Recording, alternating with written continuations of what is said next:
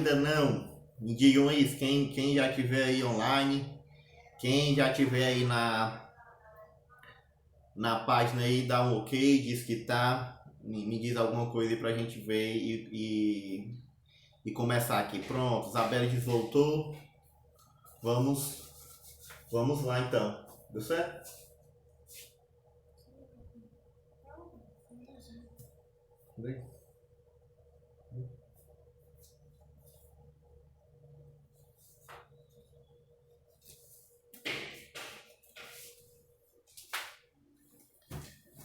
Gente, pronto, Adriana Chaves, boa noite, estamos aqui. Maravilha, maravilha, maravilha. Espero que todos estejam aí, todos que estão lá no grupo, que possam ver. E vamos aprender. Gente, vamos orar antes de tudo, entregar nossas vidas a Deus. E a gente já começa então a falar de alguns avisos e a gente começa então aqui ao nosso estudo.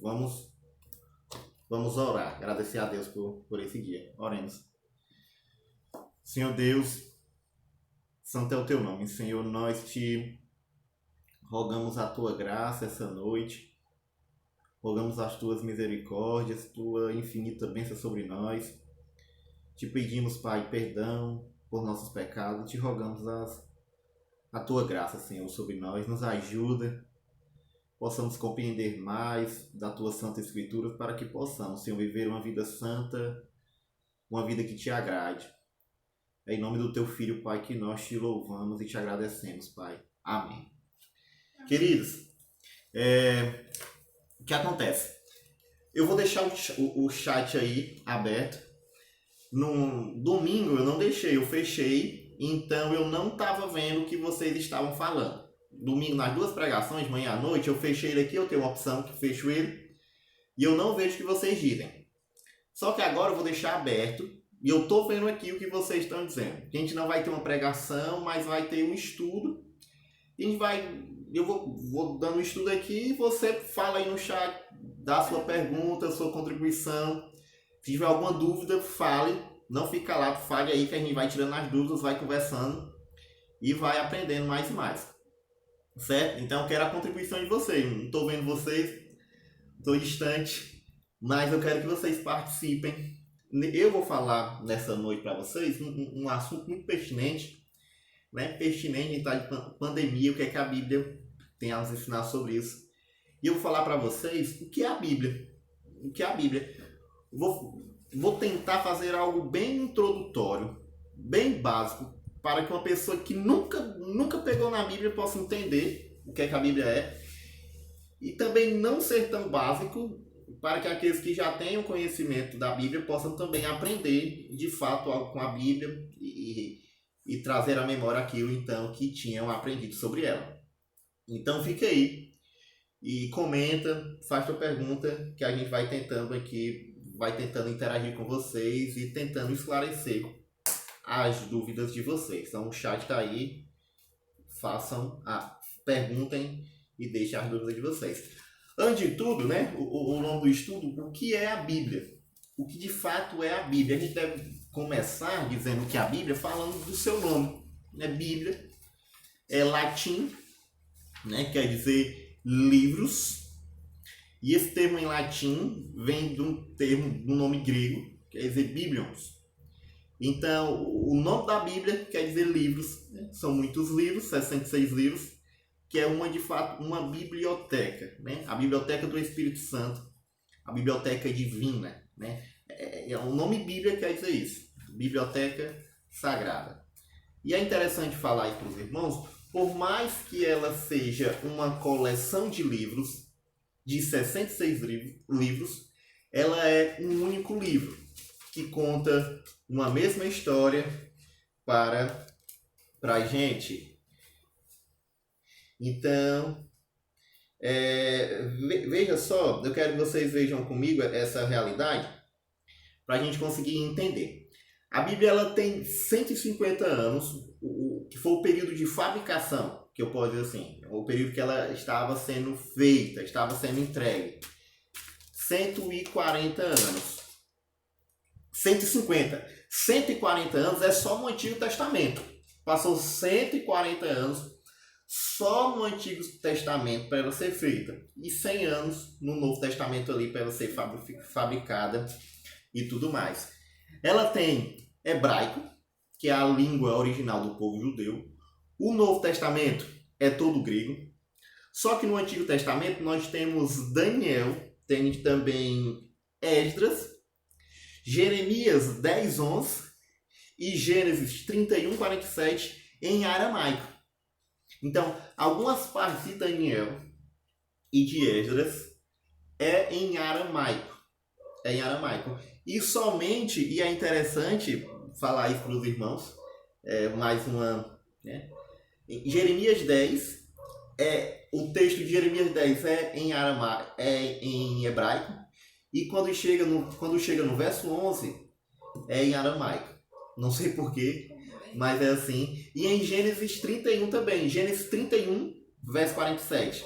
O texto é em hebraico e tem uma palavra lá. Acho que é aliança, é uma coisa assim, que o autor escreveu em aramaico. Mas para quem fala a seriedade. Então existem 3 línguas aí na Bíblia: hebraico, grego e aramaico. O aramaico é mais antigo ainda que o hebraico. Mais antigo ainda que o hebraico.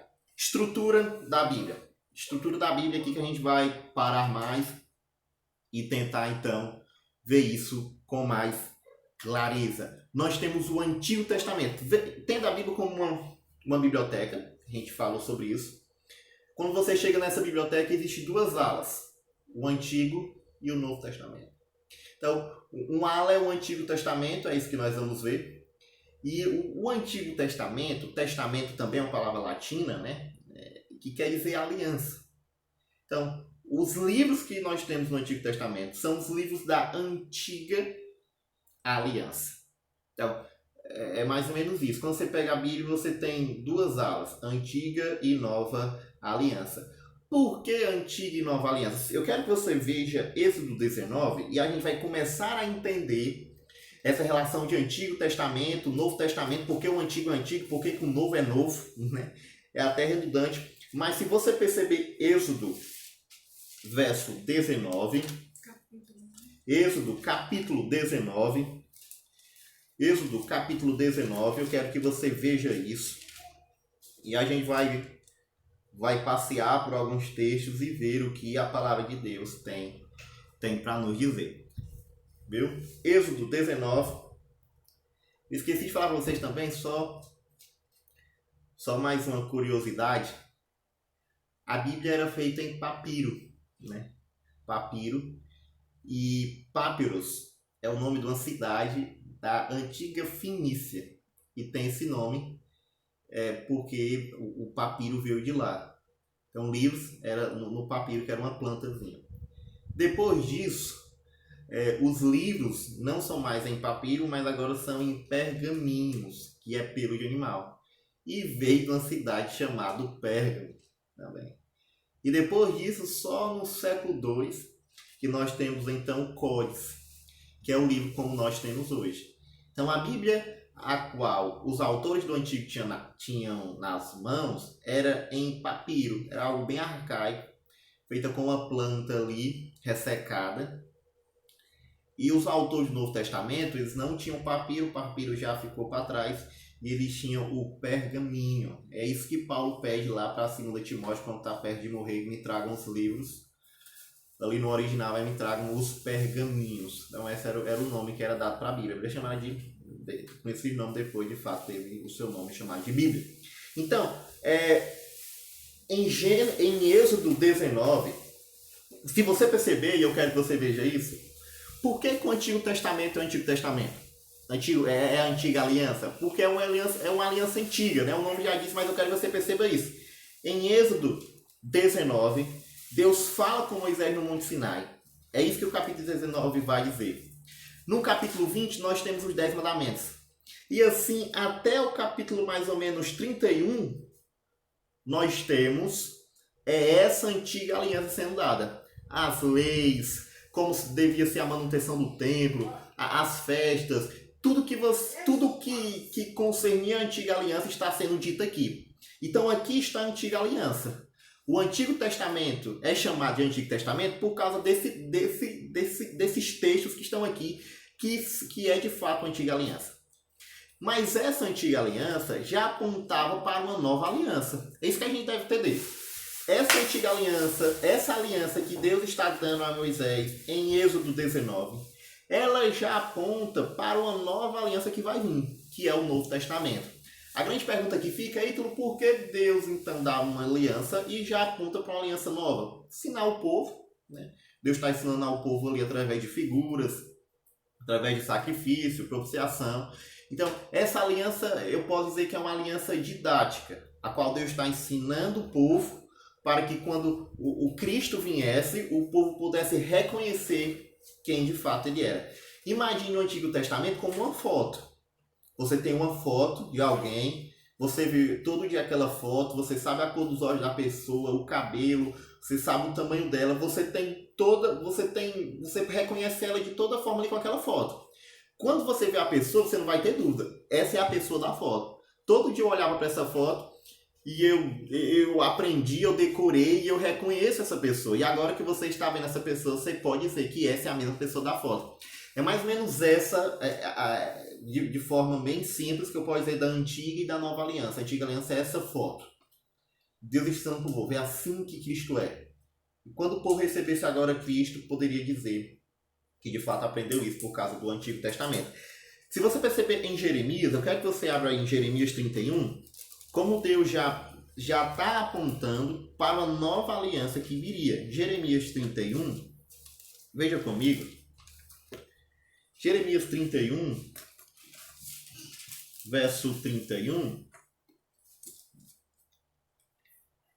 Jeremias 31, verso 31, diz assim: Eis aí vem dias, diz o Senhor, em que firmarei nova aliança com a casa de Israel e com a casa de Judá. Então Deus dá uma aliança, e essa aliança já aponta para outra aliança. Uma aliança que viria, a aliança de seu filho. É interessante Moisés lá na lida do povo, e o povo é desobediência, Moisés fala: Deus vai enviar um profeta semelhante a mim. A ele vocês vão escutar. Exatamente apontando para essa nova aliança que viria em Cristo Jesus. E o próprio Cristo, na sua última noite, na noite da Santa Ceia, ele diz que aquela aliança chegou. Lá em Lucas, eu quero que vocês vejam isso, Lucas 22. Isso é muito interessante, meu, porque você pode dizer agora, não, agora eu sei porque que é Antigo Testamento e Novo Testamento. Antigo Testamento porque é a Antiga Aliança, e a gente sempre fala isso. Mas muito vago, não entende por quê. E agora vocês estão entendendo por quê. Deus faz aliança com o povo e apontando, essa aliança vai caducar. Essa aliança já tem data de validade. Essa aliança, quando vier o Cristo. Então, lá em Lucas 22, verso 20, a linguagem que o mestre está usando é a linguagem lá de Jeremias 31. Veja o que o Cristo fala. Lucas 22, verso 19. Vou começar no verso 19. E, tomando pão, tendo dado graças, o partiu e lhe deu, dizendo: Isto é o meu corpo oferecido por vós. Fazei isto em memória de mim. Semelhantemente, depois de cear, tomou o cálice, dizendo: Veja o que Jesus Cristo está dizendo. E aqui ele está fazendo uma alusão ao texto de Isaías, o texto de Jeremias 31. Este é o cálice da nova aliança do meu sangue derramado em favor de vós. Então o próprio Cristo, né, está dizendo, essa é a nova aliança. Aquela era a antiga aliança. Agora Deus está fazendo uma nova aliança aqui com vocês. Por isso que um é novo e um é Antigo Testamento. E quem pergunta, e por que Novo Testamento? Ainda é outra razão, porque agora no Novo Testamento Deus chama o seu povo através do seu Espírito. No Antigo Testamento, o povo, você tinha que ser nascido ali em Israel, ou então ter chegado ali, ter sido um escravo comprado, alguém desse tipo. Senão você não seria povo de Deus. Mas agora na Antiga Aliança, Deus chama o seu povo. Deus chama os gentios. Deus, na Nova Aliança. Veja, Isaías 49, eu quero que você veja comigo aí. Isaías 49. Isaías 49. Isaías 49, verso 6. Nós conseguimos ver isso. O profeta Isaías falando, na nova aliança, no Novo Testamento, Deus chamará seu povo. Né? Deus chamará seu povo. Nós temos um povo no Antigo Testamento. No Novo Testamento, esse povo, podemos ver que esse povo está crescendo, esse povo está em expansão. Os gentios agora fazem parte da nova aliança. Nós estamos falando de organização dos testamentos. É interessante a gente entender toda essa relação de Antigo e Novo Testamento. Se eu tá muito técnica, coisa assim, você fala e você me diz, tem alguma dúvida. E esqueci de falar para você, não. Ítalo, pandemia, tá acontecendo tudo isso, eu queria e tal. Mas imagine que você tem um carro na sua casa, último modelo, e esse carro faz tudo e você não sabe como usá-lo. É mais ou menos essa relação de muitos de vocês com a Bíblia. Nós temos uma Bíblia riquíssima e muitas vezes nós não sabemos usá-la para o nosso bem. Então eu quero ensinar isso para vocês. Né? A gente entender essa dinâmica e tudo mais para que possamos aproveitar a nossa Bíblia da melhor maneira possível. Veja, Isaías 49, verso 6 diz assim: sim, diz ele, pouco e os seres meus servos, para restaurar as tribos de Jacó e tornar-lhes a trazer os remanescentes de Israel. Também te dei como luz para os gentios, para seres a minha salvação até a extremidade da terra. Então, esse é o conceito mais ou menos de Antigo e Novo Testamento. No Novo Testamento, nós temos agora Deus chamando seu povo através do Espírito. No Antigo Testamento, nós temos uma aliança ali ao povo de Israel. E que fique bem claro que essa antiga aliança também entrava quem não era de Israel, mas era algo mínimo comparado ao Novo Testamento, essa expansão que é no Novo Testamento. O Novo Testamento nada mais é, isso é interessante, do que os cumprimentos da promessa que se fez na antiga aliança.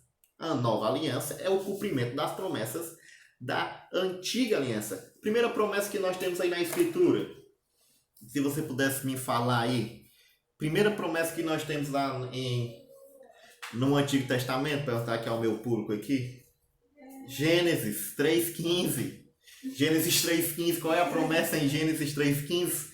Do teu ventre nascerá o descendente, né? Ele esmagará a cabeça da serpente e ela, por sua vez, picará. Nós temos essa promessa que Deus faz a Eva e essa promessa é cumprida no Novo Testamento com o nascimento de Cristo. Nós temos a promessa a Abraão, capítulo 22 de Gênesis, é isso? Deixa eu ver aqui. Capítulo 22, verso 18 de Gênesis.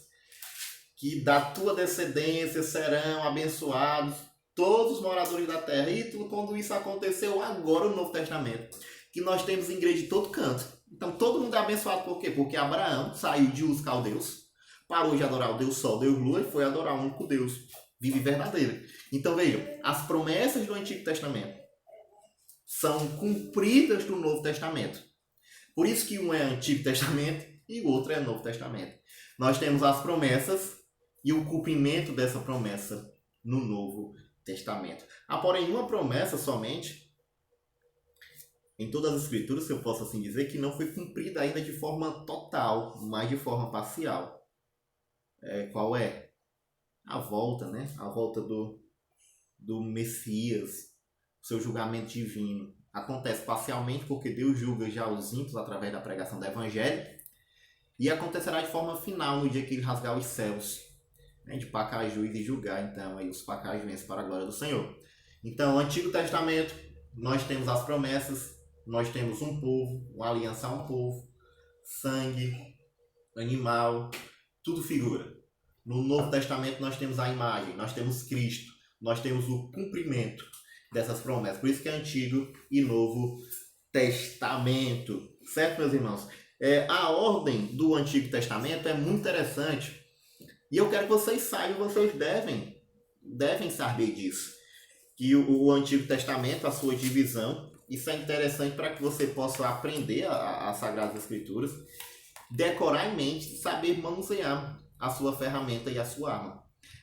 O Antigo Testamento é dividido de 5, ele tem 5 divisões.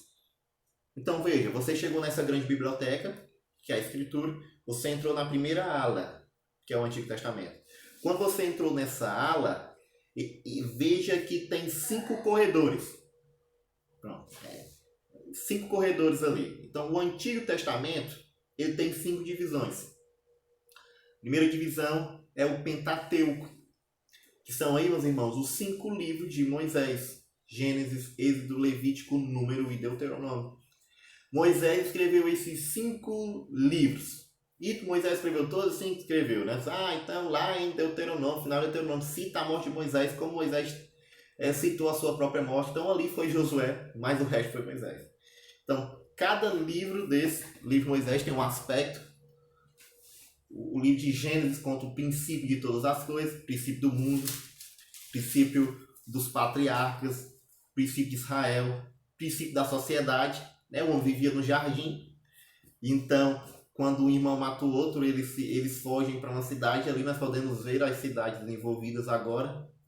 Então, em Gênesis, Deus quer mostrar a história do mundo, até a história de Israel, porque Gênesis termina com o povo de Israel ali habitando no Egito e crescendo e crescendo. Êxodo, nós temos a saída do povo, Deus abençoando seu povo. Números, né? Nós temos a realidade de números, como o próprio nome diz. Gênesis, Êxodo, Levíticos, né? A gente não tem Levítico, Levítico tem essa das ordens sacerdotais. E Deuteronômio, ele é o livro mais teológico do Pentateuco. É o João do Antigo Testamento, as pessoas vão dizer. O livro mais cristológico. Os teólogos vão dizer que Deuteronômio é uma explicação de todo o Pentateuco. Então, a primeira divisão do Antigo Testamento é o Pentateuco, os 5 livros de Moisés. Sendo de Penta, Brasil é pentacampeão, foi 5 vezes campeão. Pentateuco são os 5 livros de Moisés. Gênesis, Êxodo, Levítico, Número e Deuteronômio. Está no começo da sua Bíblia. Depois do Pentateuco, nós temos os livros históricos. Segunda divisão. Os livros históricos vão de Josué até Esther. De Josué até Esther, nós temos então os livros históricos, que conta a história do povo de Deus. Esse é o seu aspecto. Ele só está ali para contar a história e a gente tira implicações, mas é isso que eles querem fazer. Contar a história, como o povo de Deus viveu, sobreviveu nesse tempo aí. A terceira divisão são os livros poéticos. Os livros poéticos, que vai de Jó, não é isso? Jó até Cânticos dos Cânticos. Alguns vão dizer que dentro dos livros poéticos nós temos os livros poéticos de sabedoria, que é Provérbios, mas a gente não vai fazer essa distinção, só vai dizer que existem os livros poéticos, né? Jó é livro poético. Por que é interessante a igreja saber disso? Porque cada divisão dessa, meus irmãos, deve ter uma leitura diferente. A gente não deve ler Números como a gente lê Ruth. Ruth é uma narrativa, é uma história que está sendo contada. Números é lei, né? A gente deve ler o texto de outra forma, deve entender o texto de outra forma, né? Os livros poéticos, Jó, né? Ali é poesia, tem uma estrutura de paralelismo. O autor, você já deve perceber, vocês já leram Salmos, o livro de Provérbios. O autor em Provérbios fala, às vezes, a mesma coisa em 2 frases diferentes. O salmista muitas vezes fala assim: o Senhor é longânimo, o Senhor é paciente para conosco. O salmista só quer dizer uma coisa: o Senhor é paciente, ou o Senhor é longânimo. Mas o salmista usa 2 palavras, longânimo e paciente, né? Livra-me da minha iniquidade, perdoa os meus pecados. Então, isso é um recurso que os autores antigamente tinham, chamado de paralelismo. E a gente deve entender, a gente não deve interpretar, por exemplo, aí nessa literatura de poesia, palavra por palavra, que a gente vai colocar coisas na boca dos autores bíblicos que eles não estavam dizendo. Então a gente tem que ter essa consciência. Primeira divisão, Pentateuco, históricos, poéticos. Agora, a quarta e a quinta divisão são os profetas. Profetas maiores e profetas menores. Os profetas maiores são de Isaías até Daniel. Por que são profetas maiores? Porque eles foram mais importantes, foram melhores do que os outros? Não. Porque o tempo de ministério deles foi maior do que os outros. Vamos pegar aqui Isaías. Isaías viu o rei morrer, viu um rei subir, passou tanto tempo, então o ministério dele foi muito grande. Sofonias O ministério deles vão dizer que é de 7 a 15 dias. Então, a quarta e a quinta divisão são dos profetas, maior e menor. Mas ele não é maior porque ele é mais importante. Ele é maior pelo período a qual ele passou pregando, a qual ele passou em sua profecia. E há uma briga também que Daniel é profeta maior ou menor, maior ou menor. E alguns vão dizer que ele é menor, outros vão dizer que é maior, mas aqui vamos colocar ele como profeta maior. Vamos deixar ele como profeta maior mesmo. Então, de Oséias até Malaquias, nós temos os profetas menores. Essa é a divisão do Antigo Testamento. Alguma dúvida, gente? Calado. Quebrou. Eu acho que o chat aqui não está funcionando, não sei. Mas o que acontece? Essa é a divisão do Antigo Testamento. 5 divisões. Então você guarda isso quando eu falar para vocês. Eu sou a Bíblia do livro de Naum. Aí você, rapaz, Naum não é livro de Moisés. Naum não é livro histórico. Naum não é literatura de poética. Naum é profeta. Maior ou menor? Maior só tem Isaías, né? Falei, Isaías, Jeremias, Lamentações, Ezequiel e Daniel. Então, assim, pronto. Naum só pode ser profeta menor. Então, é didática essa divisão para a gente aprender a manusear aí a nossa própria Bíblia, a Escritura Sagrada aí para a glória de nosso Senhor Deus Pai. Agora, há um aspecto interessante aqui que eu quero mostrar para os irmãos possam ver nas Sagradas Escrituras. Essa organização não era a organização que Cristo tinha. O nosso mestre tinha o Antigo Testamento em mãos. Não como nós temos aqui, todo junto, mas ele tinha livro por livro. Cada livro das Escrituras era um rolo. Então, Cristo tinha o Antigo Testamento em mãos, mas essa não era a organização que ele tinha. A organização do tempo de Jesus Cristo é diferente. Ela é chamada por Tanakh. Então a Bíblia do judeu, do Antigo Testamento, e até hoje o judeu que não crê em Jesus Cristo, ele não acredita no Novo Testamento. O judeu que não crê em Cristo não acredita no Novo Testamento. Então o nome da Bíblia dele é Tanakh, que são as iniciais das divisões do Antigo Testamento. E o judeu dividia a Bíblia dele dessa forma: a lei, que era a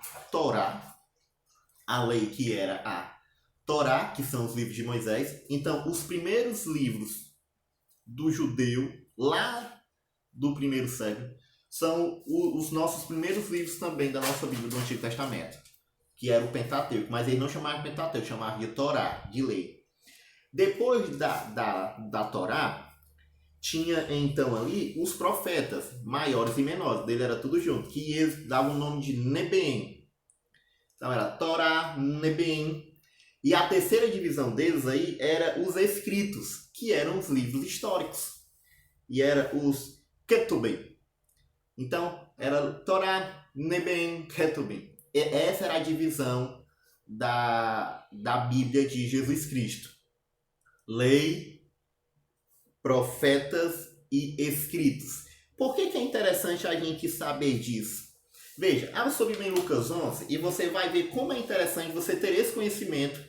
E quando você for ler a Bíblia agora, você... por isso que Cristo falou isso. Porque você já sabe que a Bíblia dele era diferente, tinha essa divisão. Lei, profetas e escritos. Escritos ali os livros históricos. Profetas, os profetas maiores e menores. E a lei de Moisés. Veja, Lucas 11. Veja comigo como é interessante aqui, Lucas 11. Lucas 11, verso 49. Veja comigo. Lucas 11, verso 49.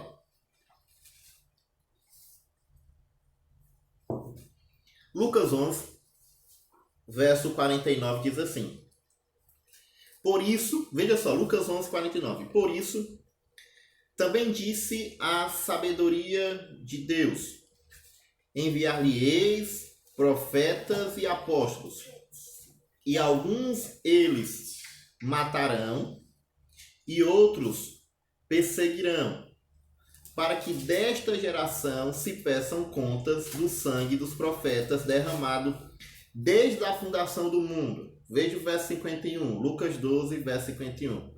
Desde o sangue de Abel até ao sangue de Zacarias. Veja, Jesus disse assim: vocês são culpados de todos os assassinatos dos mártires que aconteceu no Antigo Testamento, desde Abel a Zacarias. Aí você, rapaz, Abel eu sei que foi o primeiro mártir, podemos assim dizer, o primeiro que foi assassinado por causa de sua piedade.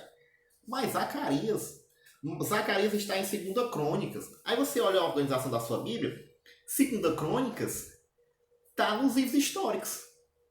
Mas é exatamente isso. Porque na Bíblia de Jesus Cristo, o livro histórico era os últimos. E 2 Crônicas é o último livro da Bíblia do judeu. O que Jesus Cristo está dizendo? Desde o sangue do primeiro homem que foi morto por vocês, Abel, até o último, Zacarias, de todo o Antigo Testamento, vocês são culpados. Essa morte aí de Zacarias está lá em 2 Crônicas. Então, é interessante a gente saber disso. Então agora você vai olhar. Agora sim eu entendi por que então Cristo está falando isso. Porque 2 Crônicas é o último livro do Antigo Testamento da Bíblia do judeu. E o que Cristo está dizendo aqui, vocês, hipócritas, são responsáveis pela morte de todos os homens aí do Antigo Testamento. Tem outro texto também que a gente pode entender melhor, que é lá em Lucas 24. Veja, Lucas 24. Eu quero que você veja comigo Lucas 24. Lucas 24, verso 44. Lucas 24, verso 44.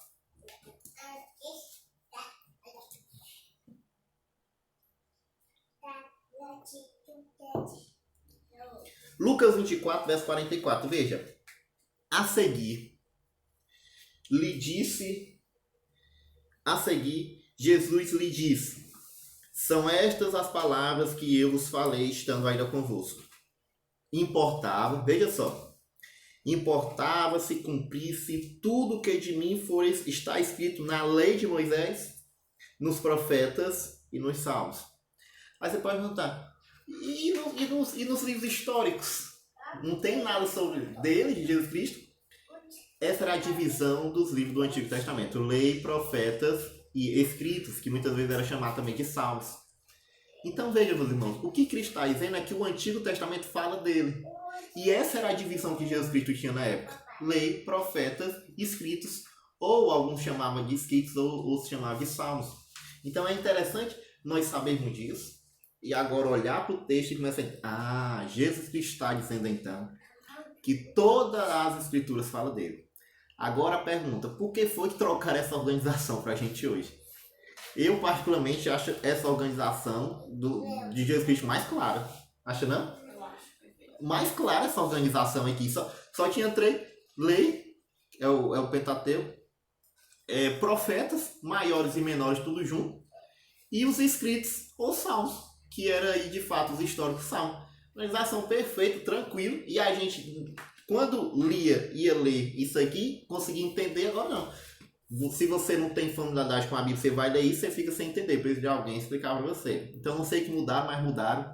E essa organização da nossa escritura, mas a organização lá deles era bem melhor, bem melhor, bem melhor.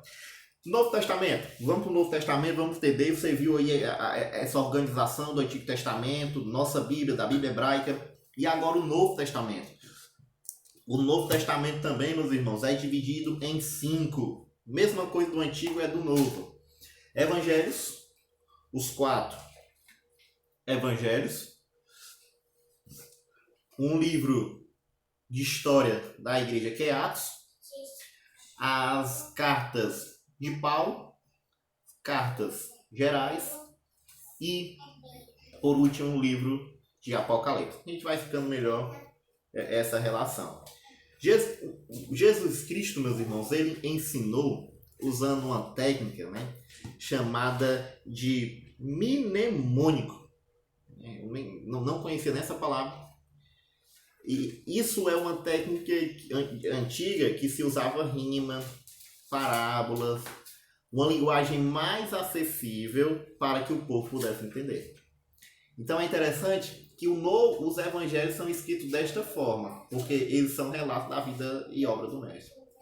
Então a gente lê o Novo Testamento e vê muitas vezes uma aplicação de Jesus Cristo falando, o pescador, o reino dos céus é como um pescador que sai Um pescador que sai para pescar, na sua rede ele arrasta muitos peixes, peixes bons e peixes ruins. Os bons ele coloca no cesto e os ruins ele joga fora. Assim será, então. Então, como Jesus Cristo escreve o Evangelho, como ele narra o Evangelho, como ele ensina, é esse ensino fácil, didático. Isso é tão maravilhoso que os discípulos tinham medo de esquecer isso, porque não era uma coisa assim, vamos sentar, pegue papel, caneta que eu vou ensinar para vocês agora. E é assim, assim, assim, sabe? Que os discípulos ficavam com medo de esquecer, porque era muito simples, era algo... E Cristo falou, você não tenham medo de esquecer isso, porque eu vou, mas eu vou enviar o Espírito Santo que faz-vos lembrar de todas essas coisas. Os evangelhos é escrito desta forma. E agora algo interessante também, que a gente falar sobre isso. Os evangelhos, eles não são escritos com Jesus Cristo presente. Como assim? Jesus Cristo não está fazendo a sua obra e missão e as pessoas estão anotando o que ele está dizendo. Não. O evangelho é escrito posterior à morte de Cristo. Então, quando Jesus Cristo estava fazendo milagres, essas coisas, não tinha ninguém anotando nada. Os discípulos estavam ali vendo tudo, mas ninguém estava anotando nada. Estava todo mundo olhando e tudo mais depois que ele morre, ressuscita, que vão escrever, de fato, a sua vida narrada. Pois não? A questão de se escrever os evangelhos, você acha que foi o próprio Espírito Santo foi depois que o Espírito Cristo ascendeu, o Espírito Santo veio, é que se passou a ter esse desejo de escrever? Vamos ver. Abra sua Bíblia em Lucas 1, para a gente entender isso melhor. A Andresa está aqui e ela perguntou sobre essa realidade que foi, de fato, o Espírito Santo que moveu os homens a escreverem a Bíblia. Isso até é algo que eu ia falar para vocês depois, outro dia, que já é uma doutrina, inspiração, mas eu quero trabalhar com vocês também, essa doutrina muito bela. A Escritura foi soprada, né? E soprada e expirada, quer dizer, como se Deus ele puxasse o fôlego e assoprasse, não um ditado divino, mas tudo que foi escrito pelos homens, e os homens usavam as suas técnicas, sabedoria, foi de fato que Deus quis que estivesse escrito. E é muito belo porque muitas vezes nós pensamos, nós damos pouco valor ao poder do Espírito Santo em nossas vidas. Muita gente, muito crente, se soubesse isso, rapaz, isso é mentira e tal, ele nem olhava mais a Bíblia como ela é. Mas a Bíblia ela não foi escrita, Jesus Cristo fazendo as coisas, as pessoas escrevendo. Não. Se passaram anos, Cristo morre, para que o Espírito Santo incutisse as pessoas, né, para que levasse as pessoas a escreverem a própria Escritura Sagrada. E como foi que eles escreveram? Os discípulos viam, né, o que aconteceu e escreveram depois, mas é interessante o Evangelho de Lucas, que o Evangelho de Lucas foi uma investigação, uma reportagem. Pronto, né? Aqui não sei o que Cabrinho, né, faz as reportagens. Pronto, Lucas foi assim, pegou seu papiro, sua canetinha, saiu aí no meio perguntando, entrevistando as pessoas. Você conheceu Jesus Nazareno? Conheci. Como é que era e tudo mais, perguntando e anotando, escrevendo. Lá em Lucas 1, veja, Lucas 1, verso 1. Visto que muitos ouvem que empreenderam uma narração coordenada dos fatos, que entre nós se realizaram, conforme nos transmitiram que desde o princípio foram deles testemunhas oculares e ministros da palavra. Igualmente a mim me pareceu bem, depois de acurada investigação de tudo desde sua origem, dar-te por escrito, excelentíssimo Teófilo, uma exposição em ordem. Então, veja, o livro de Lucas, né? Lucas, eu vou investigar tudo que aconteceu. E ele faz assim com Lucas e com Atos. Então, os evangelhos são assim. E os livros, né, que não são os evangelhos, são os livros aí apostólicos, eles têm valor de si mesmo, né? E escrevendo as cartas, Paulo, vamos imaginar Paulo, ele escrevia então cartas à igreja e Deus, inspirando aquilo tudo, se dava autoridade à igreja, reconhecia a sua autoridade. Não foi a igreja que deu autoridade, mas a própria escrita de fato é autoridade, porque é inspirada pelo próprio de Deus. E a igreja, quando vê essa autoridade, somente crê na autoridade. A igreja não confere autoridade à escritura. A escritura tem autoridade sobre a igreja, sobre tudo e sobre todos, né? A escritura é como Deus rege o mundo, né? É a sua vara, a escritura na mão de Deus. Se você ver Colossenses 4, é interessante isso aqui. Eu quero que você veja também. Colossenses capítulo 4. Veja comigo. Colossenses 4. Capítulo 16. Versículo 16. Colossenses 4, versículo 16. Veja, Colossenses 4,16 diz assim. Colossenses 4,16.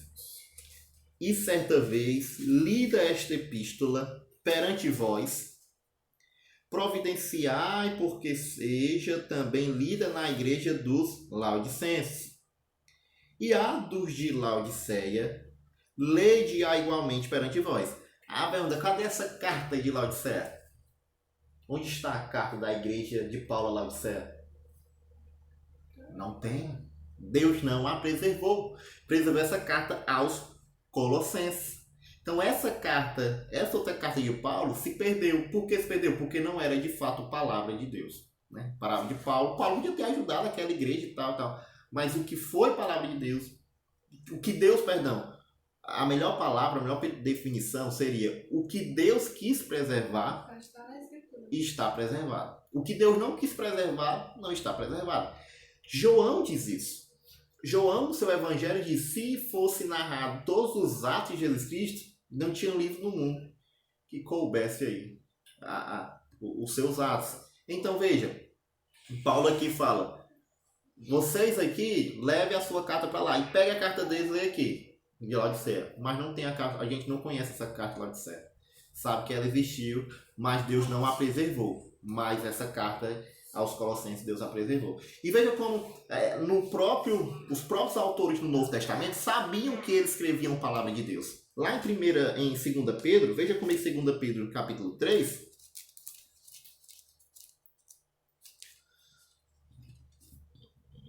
Segunda Pedro 3,15. Tá tranquilo, irmãos? Uma dúvida? Uma coisa? Dudu Nepomuceno, ótima explicação. Maravilha. Qualquer dúvida, gente, fale aí, perguntem. Fiquem não fiquem assustados, não. Lucinal disse que caiu. Aí. Caiu ou não? Vocês estão aí? Ou caiu? Caiu? Deixa eu ver teu celular. Aqui tá normal. Não, tá não, gente. Caiu não. Foi só aqui. Mas veja. É normal aqui. Normal. Não caiu. Veja. Lá em 2 Pedro 3,15 diz assim. 2 Pedro 3,15 diz assim. Vou ler 2 Pedro 3,16. 2 Pedro 3,16. Ao falar acerca destes assuntos, como de fato costuma fazer em todas as suas epístolas, nas quais há certas coisas difíceis de entender, que os ignorantes e estáveis destupam, como também destupam as demais escrituras, para a própria destruição dele. E Pedro está falando de Paulo, no verso 15, a gente sabe: ao amado irmão Paulo, você escreve segundo a sabedoria que foi dada. Então, Pedro está falando de Paulo. Pedro, no Novo Testamento, escrevendo o Novo Testamento, já disse: as cartas de Paulo são inspiradas por Deus e a Escritura. Isso é muito... Naquela época, isso era demais. Pedro está comparando os escritos de Paulo à lei de Moisés, aos Salmos. Então, esse é o Novo Testamento. Isso aí é, de fato, o Novo Testamento, né? E os autores sagrados sabiam disso. Agora, uma coisa que é interessante, a organização aí do Novo Testamento. Os evangelhos são a história de Cristo: Mateus, Marcos, Lucas e João. Cada evangelho também tem uma peculiaridade. Marcos é interessante, conta a história do servo. Se você lê Marcos, você sempre vê Cristo andando, e saiu, e partiu, e foi. que quer mostrar essa realidade do servo que não faz a sua vontade, mas a vontade de Deus Pai, que está sempre fazendo a obra do Senhor, está sempre partindo. João é um evangelho mais cristológico. João mostra Cristo como de fato Filho de Deus. É isso que João quer mostrar. O evangelho de Mateus já trata essa realidade apontando para o Antigo Testamento, para o Messias que viria. Tem muita alusão ao livro do profeta Isaías e do Antigo. Você pega o capítulo 1 de Mateus, Mateus cita 3 vezes o Antigo Testamento para dizer, é como se Mateus falasse, tá vendo o Antigo Testamento? É ele, veja como está se cumprindo tudo nele. E Lucas é a investigação dos fatos. Agora o que acontece? Nós temos evangelhos, falei, cristológico. Depois do evangelho nós temos o livro histórico, que é Atos, que é escrito por Lucas. Depois nós temos as cartas de Paulo.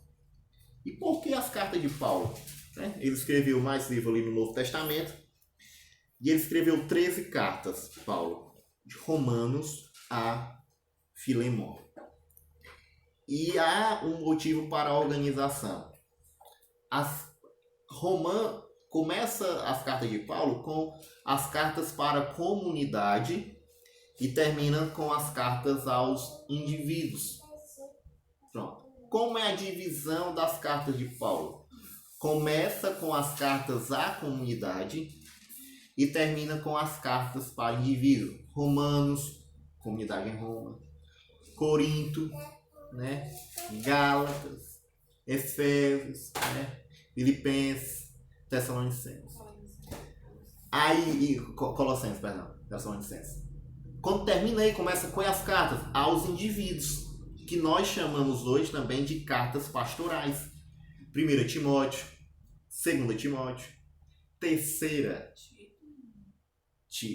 Tito, não tem 3 Timóteo, É 1 Timóteo, 2 Timóteo, Tito e Filemão, que são cartas a indivíduos. E é interessante a gente olhar essa organização e aprender e saber. Se alguém um dia perguntar assim, não, eu sei, porque foi organizado dessa forma. Primeiro as cartas à comunidade e, por fim, a carta aos indivíduos. E lá na comunidade, que é de Roma, também é por importância, as comunidades ali, aí tem a Éfeso. Éfeso é na frente de Gálatas, e alguns vão dizer Gálatas é a comunidade, ou há um pequeno grupo, vai ter essa briga, mas vão dizer porque Éfeso está lá por causa da data, e Éfeso e Gálatas são as cartas da prisão.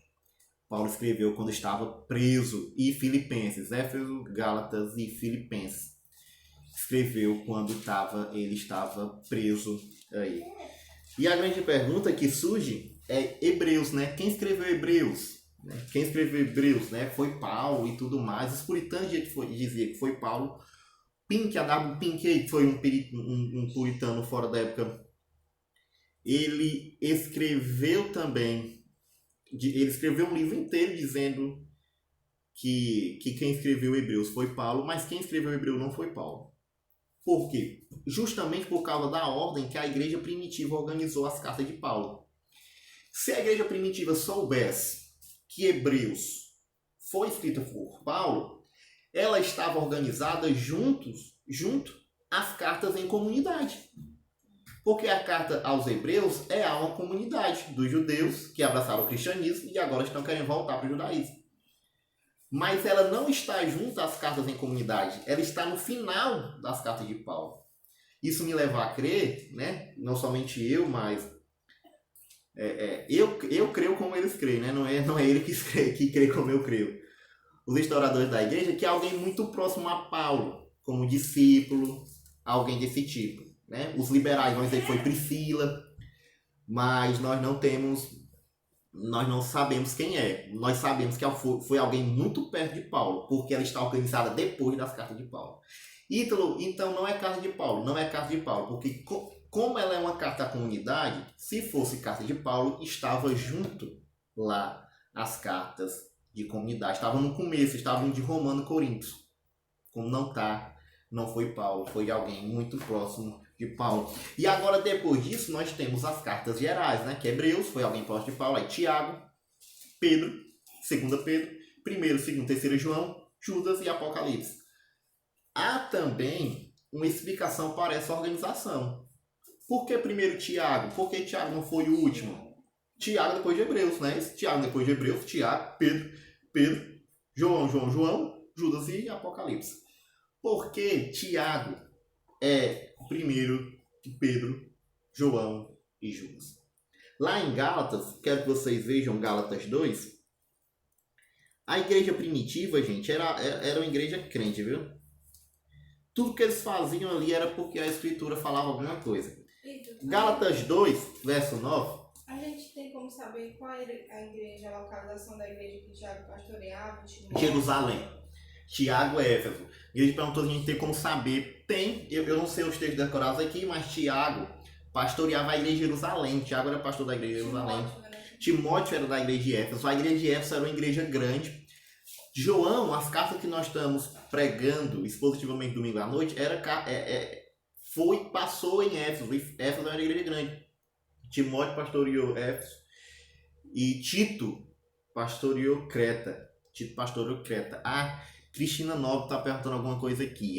Sabemos que Deus fala com o seu povo através da Bíblia.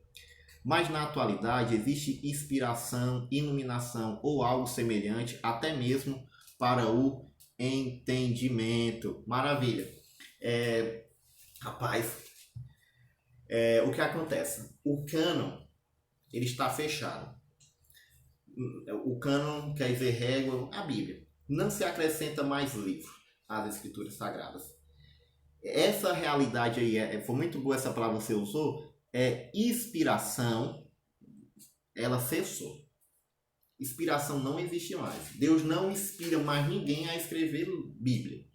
O que nós temos de Bíblia é isso. O que nós temos de profecia, de revelação, de milagre é isso. É isso que a Bíblia nos ensina. Agora, iluminação é um termo novo que alguns homens, nós temos o próprio doutor Mark Lloyd Jones, ele vai dizer que o crente é iluminado pelo Espírito Santo. E é isso que, segundo o doutor Mark Lloyd Jones, é a segunda bênção. Que o crente está lendo as escrituras e tal, e chega um momento que ele é iluminado, né? O abrir dos olhos, ele começa agora a ver a glória de Deus.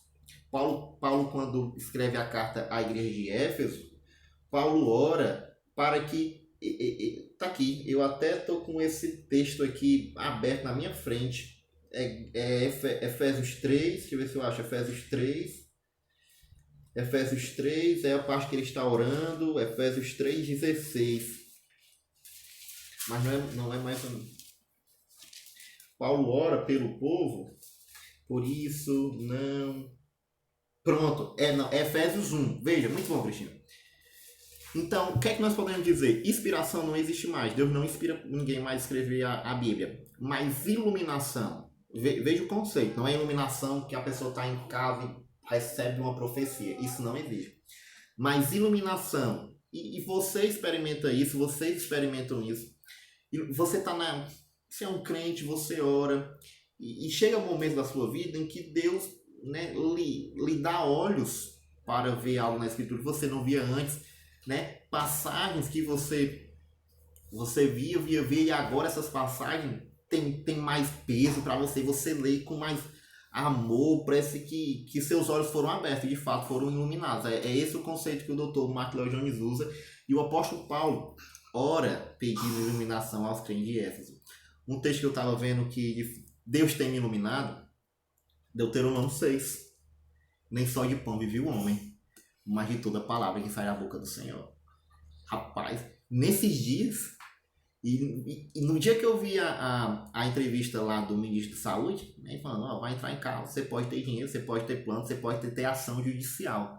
Aí vem na sua cabeça, não sabe, nem só de pão vive o homem. Né, nós pensamos que eu tenho dinheiro, eu resolvo, eu posso resolver o que eu quiser, tem plano e tudo mais. Nem só de pão vive o homem, mas de toda palavra. Então, essa é a iluminação. E Paulo, em Efésios capítulo 1, verso 15, ele ora pelo povo. Veja Paulo orando. Efésios 1, verso 15. Paulo está orando pelo povo. O sinal voltou? Ele falou, Caio, voltou o sinal daí para ti? Falem com ele, gente, no WhatsApp, diz que é só atualizar que volta. Efésios 1, verso 15, assim, por isso também eu, tendo ouvido a fé que há entre vós no Senhor Jesus e o amor para com todos os santos, não cesso de dar graça por vós, fazendo menção de vós nas minhas orações, para que o Deus de vosso Senhor Jesus Cristo, o Pai da glória, vos conceda espírito de sabedoria e de revelação no pleno conhecimento dele, iluminando os olhos do vosso coração, para saberes qual é a esperança do seu chamamento, o qual a riqueza da glória, sua herança nos santos ele vai. Mas veja a expressão que Paulo usa, essa que você usou aí, iluminados os olhos do coração. Paulo ora para que os crentes possam ter os olhos iluminados. Essa é a oração de Paulo. Então, o termo inspiração cessou. A Bíblia não está sendo mais escrita. O que tem de Bíblia é essa que nós temos. Mas Deus de fato ilumina seus santos. De vez em quando, sua mão pesa sobre a sua igreja e as escamas dos olhos são retiradas. Nós começamos a ver alguns textos da Bíblia de forma mais bela, né? A Bíblia agora aquele bater e quando a gente passa por momentos de crise, e na minha vida eu passei pelos momentos complicados, perdi meu filho, foi um deles, e o Salmo 46 era salmo que falava no meu coração de forma assim tremenda, e a situação passa, você ainda continua lendo o salmo, mas o salmo não era como era, aí depois vem outro texto que fala, então a iluminação, eu acreditei como o doutor Mark Lloyd Jones crê, que Deus ilumina ainda seu povo, visita a sua igreja algumas vezes dando iluminação, e essa é a oração de Paulo, é a minha oração também com vocês, todo dia, que Deus possa iluminar os olhos de vocês possam ver a Bíblia agora de fato maravilhosa. Gálatas 2, se não respondeu, Auriane, responde e fala de novo, e a gente vai tentar explicar melhor. Gálatas 2, verso 9, por que Tiago, por que tem essa organização? Depois da Evangelho, livro histórico, carta de Paulo, comunidade de indivíduos, carta de alguém próximo a Paulo, Hebreus, e depois vem Tiago. Por que primeiro não é João? Por que primeiro não é Pedro? Veja, Paulo está indo a Jerusalém, dá notícias do seu ministério que tem feito, e ele diz o seguinte, Gálatas 2, verso 9. E quando conheceram a graça que me foi dada, veja, Tiago, Pedro, Cefas e João, que eram reputados colunas. Então, por que a igreja primitiva colocou Tiago, Pedro e João? Porque, segundo eles, era essa ordem que a igreja primitiva usava. Era essa ordem. Tiago, vamos dizer, o pastor lá, aí vinha Pedro e vinha João. Por isso que Tiago está depois de Hebreus, depois Tiago vem Pedro e depois João. E depois Judas, né? Meu irmão Jesus Cristo. E, por fim, literatura apocalíptica. Então, meus irmãos, 57 minutos, eu quero encerrar, mas deixa eu só falar isso aqui para vocês que é interessante. Quando foi que surgiu essa realidade de capítulos e versículos, é bom a gente saber disso. Jesus Cristo, a Bíblia de Cristo não tinha capítulos nem tinha versículos. Então ele não dizia lá em Isaías 53 tal, diz algo desse tipo. Eles citavam a Bíblia com os acontecimentos. Na época de Noé, né, assim, ninguém casava nem dava em casamento. Né? Vocês não leram que Moisés escreveu na lei acerca do divórcio? Então, eles marcavam as escrituras pelos acontecimentos. Jesus Cristo, lá em Marcos 12, eu quero que você veja comigo. Marcos 12. Marcos 12, 26, eu quero que você veja isso.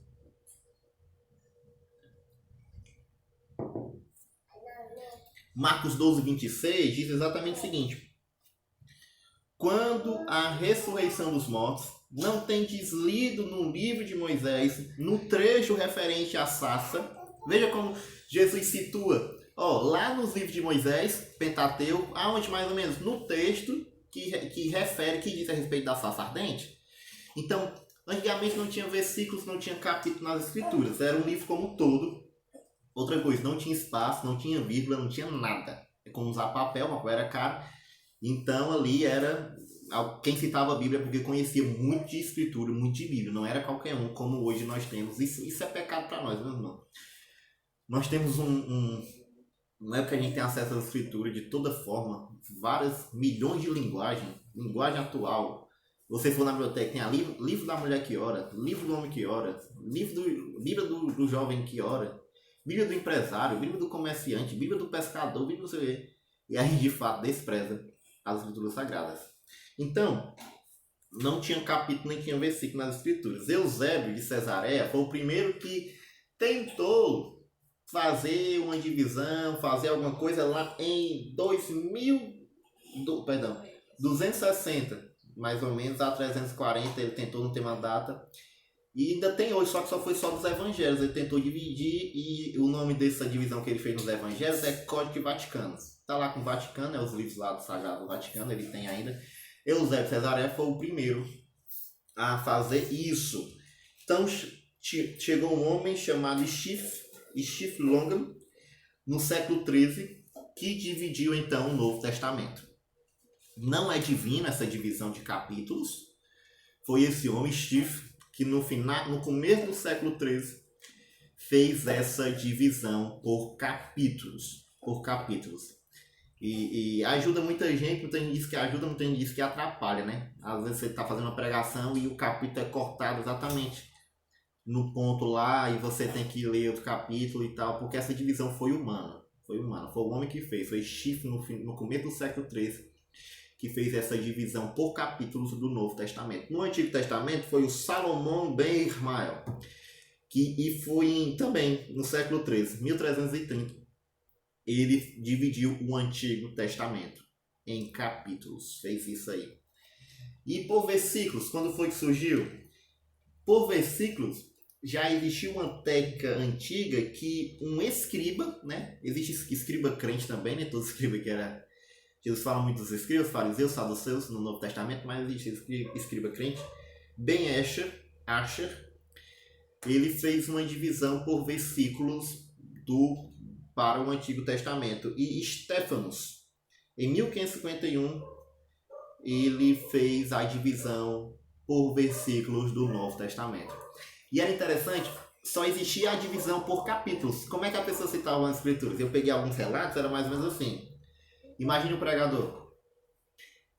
Abra sua Bíblia em Gálatas 4, só tinha capítulo. No meio do capítulo de Gálatas 4. Era bem complicado. Então surgiu essa técnica e dividir a Bíblia por capítulo e versículo, que nos ajuda muito. E trazer aqui um aspecto histórico. A primeira Bíblia traduzida no mundo com capítulo e versículo foi essa. Não essa aqui a minha, mas foi essa tradução, a Bíblia de Estudo é a Bíblia de Genebra. Bíblia de Estudo de Genebra é essa aqui agora, mas a Bíblia de Genebra, essa aqui, foi a primeira Bíblia traduzida com capítulos e versículos. Maravilha, glória a Deus por isso. Meus irmãos, foi isso. Espero que tenha ajudado você a ver sua Bíblia agora de uma forma singular, maravilhosa que ela é.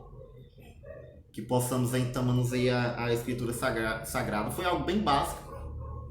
E eu quero caminhar com vocês a partir de alguns dias aí sobre alguns aspectos. Inspiração, autoridade. E vai vir mais textos bíblicos, mais teologia. E acredito que vai ser melhor pra gente. Ok, gente? A gente vai ficar por aqui. A gente vai ficar por aqui. Eu quero orar. E depois quero dar também alguns avisos aos irmãos. Vamos orar? Senhor Deus, te louvamos, Pai, pela tua Escritura Sagrada, pelo teu povo, Senhor. Te louvamos por tua sabedoria, Senhor, que é infinita. Te louvamos, Pai, porque mesmo distantes um do outro, nós podemos ter essa unidade aqui, mesmo aqui virtual, Senhor. Sabemos que é por um tempo. Chegará um dia em que nós estaremos de volta, Senhor, de novo, um perto do outro, para a glória do teu nome, Senhor. Nos ajuda, nos guarda nesses dias de quarentena e glorifica o teu nome, Senhor. Quer na morte, quer na vida, que seja teu nome glorificado, Senhor. Nos ensina para a glória do teu Filho, é que nós te rogamos, Senhor. Amém. Gente, amanhã é quarta-feira, né? Teria oração e doutrina. Quarta-feira teria oração e doutrina. E nós vamos orar em casa, um pelos outros. E eu vou estar aqui de novo, só que eu não vou dar um estudo. Vou trazer uma devocional pra gente.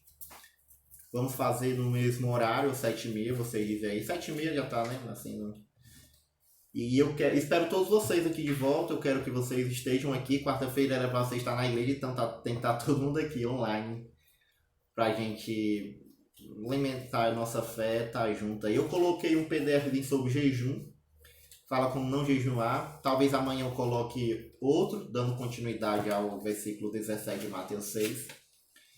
E outra coisa que eu ia falar aos irmãos. Quarta-feira, como é de costume, nós oramos pelos pedidos dos irmãos. Como nós não vamos estar na igreja, fale dos seus pedidos no grupo. Pode ser agora mesmo, pode ser amanhã. E a gente passa o dia em oração por esses pedidos, por esses pedidos. Ito, ora por isso. Ito, eu quero que os irmãos orem por isso. E coloca lá no grupo. E você que é membro da igreja, você que não é membro da igreja, vê lá no grupo e estão pedindo oração por isso e nós vamos orar por isso. Eu quero em especial, gente, pedir que vocês orem pelos os crentes da igreja que estão aí no fronte da batalha contra o coronavírus, que estão aí envolvidos aí diretamente em hospital e coisas como essa. Então ore por esses irmãos aí que não estão de quarentena, que não podem estar em casa porque estão trabalhando. Estão trabalhando aí. Então ore por esses irmãos, peça a Deus graça, peça que Deus os proteja e peça que Deus nos guarde. Então você vai colocando lá no grupo os pedidos de oração e a gente, decorrer do dia, vai vendo e vai orando. E vamos nos mantendo aí nos comunicar. Qualquer coisa, se tiver qualquer dúvida, fala no meu particular, se estiver passando por algum problema, fala no privado e a gente vai tentar resolver isso para a glória do nome de Deus. Certo, gente? Prazer. Amanhã espero vocês aqui de novo. Abraço e até mais. Tchau. Não.